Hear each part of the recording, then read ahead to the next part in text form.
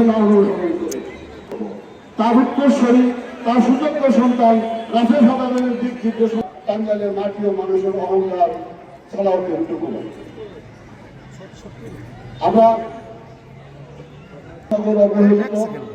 আমি একটি কথা বলে শেষ করবো, আমাকে অবসরে আসতে হয়েছে।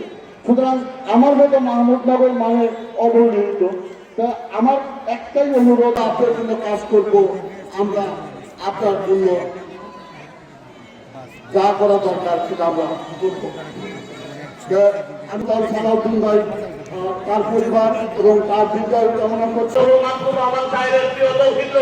তিনি এই টাঙ্গাইল সদর 5 আসন থেকে ধানের শীষের মনোনয়ন দিয়েছিলেন। তার সামনে গুরুত্বপূর্ণ বক্তব্য রাখার জন্য অনুরোধ জানাচ্ছি।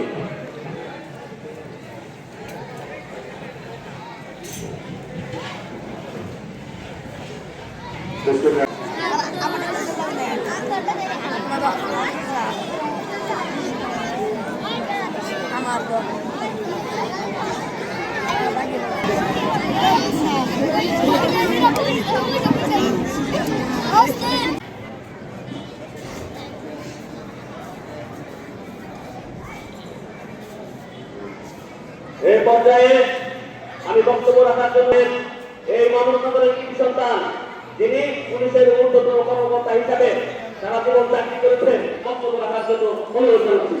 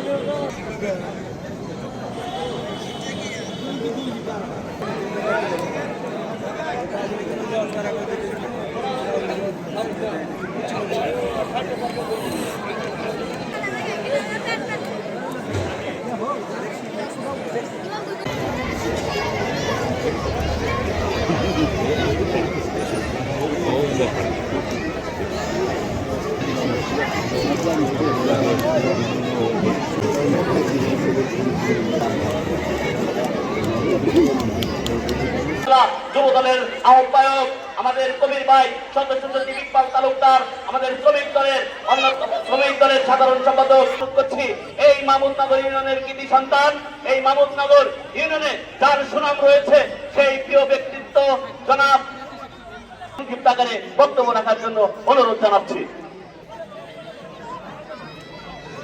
আমি এই চরবাসী, এই মাহমুদনগরের জনগণের কে আজকে এই মাগরিবের পূর্ব মুহূর্ত এবং আসরের পরে আল্লাহ রাব্বুল আলামিন দোয়া কবুল করার মোক্ষম সময় আমি কথা দিচ্ছি, এই চর অঞ্চলের মেজর জেনারেল মাহমুদুল হাসানের যে স্বপ্ন ছিল বেড়িবাঁধ এবং এই ব্রিজ, আমি ওনার এই দুইটি স্বপ্ন পূরণ করব ইনশাল্লাহ।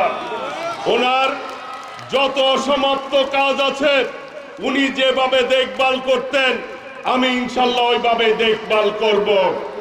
ওনার যত লোক কর্মীবৃন্দ ছিলেন, ওনার সাথে রাজনীতি করেছেন, উনি যেভাবে পারিবারিকভাবে দেখতেন, আমি প্রত্যেককেই ওনার মতো করে দেখব ইনশাল্লাহ।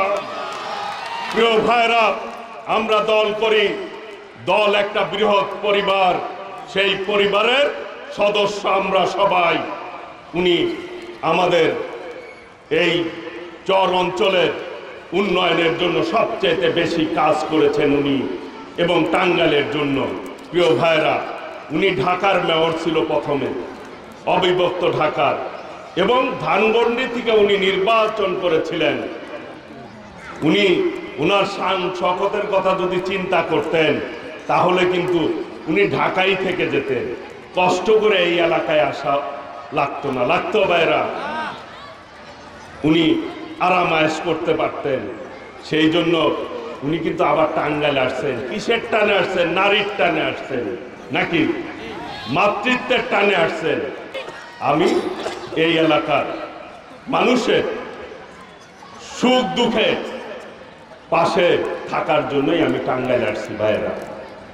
আমি চাই আল্লাহ রাব্বুল আলামিন আমাকে কাজ করার যে সক্ষমতা দিয়েছে, সেই কাজ যাতে আমি আমার এই টাঙ্গাইলের মানুষের পিছনে ব্যয় করতে পারি, সেই জন্যই আজকে আমি এই টাঙ্গাইল পাশে নির্বাচনে দাঁড়িয়েছি।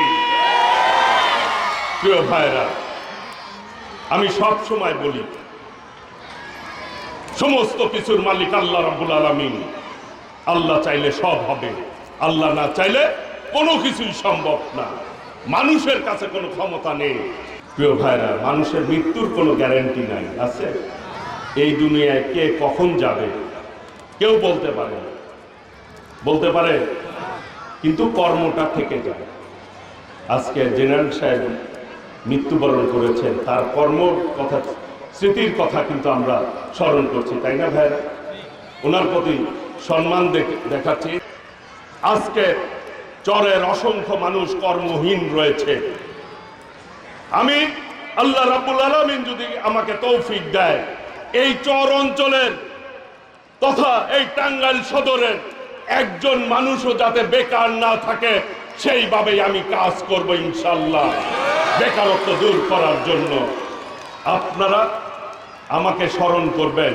সারা বাংলাদেশে যদি উন্নয়নের তালিকা হয়, টাঙ্গাইল সদর যাতে 1 নম্বরে থাকে, সেইভাবেই কাজ করবে ইনশাআল্লাহ।